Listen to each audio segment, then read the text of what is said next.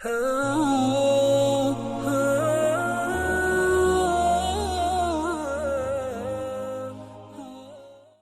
باللہ من الشیطان الرجیم بسم اللہ الرحمن الرحیم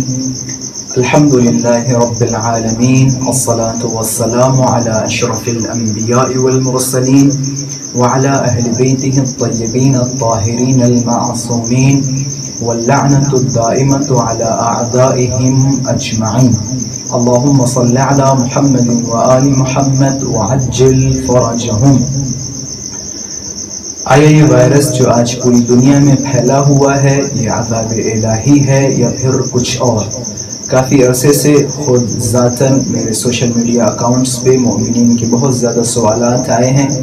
کہ آج جو یہ وائرس پوری دنیا میں پھیلا ہوا ہے یہ عذاب الہی ہے یا پھر کچھ اور؟ اس سے پہلے کہ میں اس سوال کا جواب آپ حضرات کے سامنے پیش کروں، ایک چھوٹے سے مقدمے کی طرف اشارہ ضروری سمجھتا ہوں۔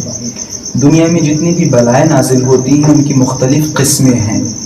کبھی کبھی خداوند متعال کسی انسان پر بلا نازل کرتا ہے اس کے گناہوں کی وجہ سے یا اسے تعدیب کے لیے، اسے ادب سکھانے کے لیے، اور کبھی کبھی خداوند متعال ایک انسان پر بلا نازل کرتا ہے اس کے امتحان کے لیے، اس کی آزمائش کے لیے۔ اب ہم کیسے پتہ کریں جو بلا ہم پر نازل ہو رہی ہے یہ امتحان الہی ہے یا پھر میرے گناہوں کی سزا ہے، ہماری تعدیب کے لیے ہے؟ اس سوال کے جواب کے لیے حضرت امیر علیہ السلام کی مشہور و معروف حدیث کی طرف رجوع کریں گے کہ جس میں حضرت امیر المؤمنین علیہ السلام فرماتے ہیں ان البلاء للظالم ادب وللمؤمن امتحان۔ حضرت امیر المؤمنین علیہ السلام فرماتے ہیں یہی بلا جب کسی ظالم و جابر کے اوپر نازل ہوتی ہے تو وہ اس کی تعدیب کے لیے ہوتی ہے تاکہ خداوند متعال اس بلا کے ذریعے سے اسے تنبیہ کرے، اس سے کہے کہ ابھی بھی وقت ہے تم پلٹ سکو، یعنی خداوند متعال اس کے گناہوں کی وجہ سے اسے بلاؤں میں مبتلا کرتا ہے۔ اور کبھی کبھی یہی بلا جب کسی مؤمن کے اوپر نازل ہوتی ہے تو وہ اس کے امتحان کے لیے، اس کی آزمائش کے لیے خداوند متعال بلاؤں کو نازل کرتا ہے تاکہ مؤمن کے جس سے خدا پیار کرتا ہے اسے آزمائے، اس کا امتحان لے، امتحان لینے کے بعد خدا اس کے درجات کو بلند کرے۔ اب اس حدیث کے مطابق جو ہماری پہلی قسم ہے وہ یہ کہ جب بھی کسی ظالم کے اوپر بلا نازل ہو اس کے گناہوں کی وجہ سے تو وہ تعدیب کے لیے ہوتی ہے، ادب کے لیے ہوتی ہے، یعنی اس کے گناہوں کی سزا ہوتی ہے۔ اس حوالے سے قرآن مجید میں مختلف آیتیں ہیں کہ جن میں سے خداوند متعال قرآن مجید میں ارشاد فرماتا ہے کہ ہم انہیں آخرت کے عذاب سے پہلے اسی دنیا میں عذاب چکھائیں گے تاکہ وہ پلٹ سکیں، یعنی خداوند متعال تعدیباً ادب کے لیے اسی دنیا میں مختلف بلاؤں میں مبتلا کرتا ہے تاکہ وہ خداوند متعال کی طرف پلٹ سکیں، اپنے گناہوں سے باز آ سکیں۔ اسی طرح قرآن مجید میں خداوند متعال ارشاد فرماتا ہے کہ جو کچھ بھی تم پر نازل ہوتا ہے، جو کچھ تم پہ بلائیں آتی ہیں وہ تمہارے گناہوں کی وجہ سے آتی ہیں۔ تو خلاصہ اس حوالے سے بہت سارے قصات، بہت ساری حدیثیں اور قرآن مجید میں بہت ساری جگہوں پر خداوند متعال نے اس مسئلے پر اشارہ کیا ہے۔ جو ہماری دوسری قسم ہے وہ یہ کہ کبھی کبھی خداوند متعال کسی بندے پر بلاؤں کو نازل کرتا ہے تاکہ اس کا امتحان لے، اور جیسا کہ حضرت امیر المؤمنین علیہ السلام نے فرمایا کہ خداوند متعال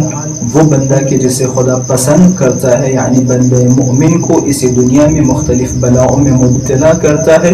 تاکہ اس بندے مومن کا امتحان دے سکے۔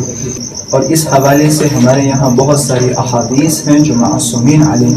السلام سے نقل ہوئی کہ جن میں حضرات معصومین علیہ السلام نے اشارہ فرمایا ہے کہ جب بھی خداوند متعال کسی بندے کو پسند کرتا ہے، یعنی بندہ مومن، تو خداوند متعال اسے بلاؤں میں مبتلا کرتا ہے تاکہ وہ انسان ان بلاؤں پہ صبر کرے، پھر خداوند متعال اسے درجات سے نوازے۔ امام باقر علیہ السلام فرماتے ہیں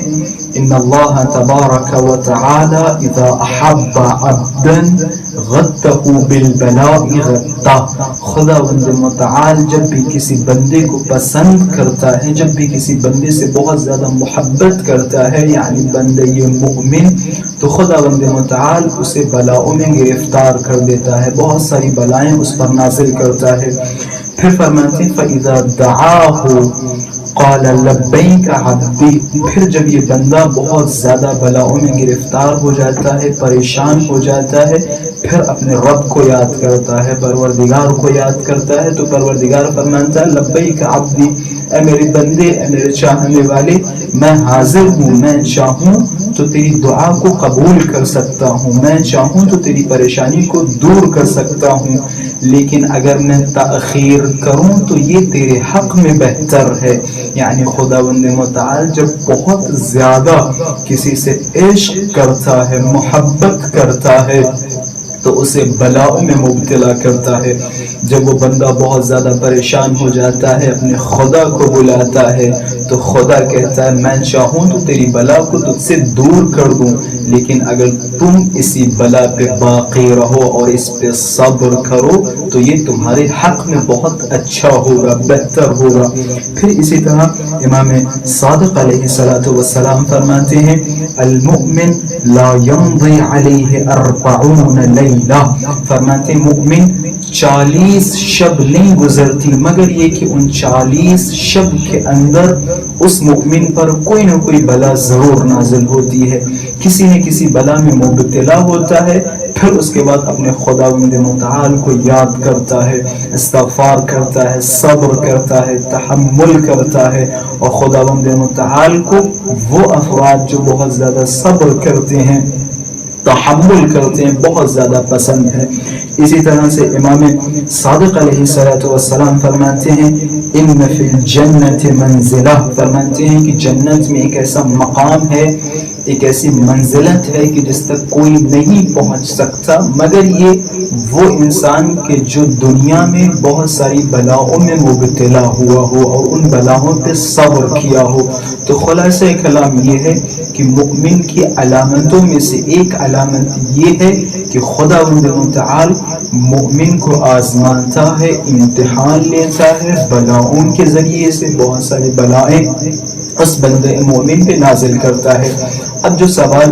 ہمارے بہت سارے دوستان نے میری خدمت میں پیش کیا وہ سوال یہ تھا کہ آج یہ جو وائرس کووڈ-19 کورونا وائرس پوری دنیا میں پھیلا ہوا ہے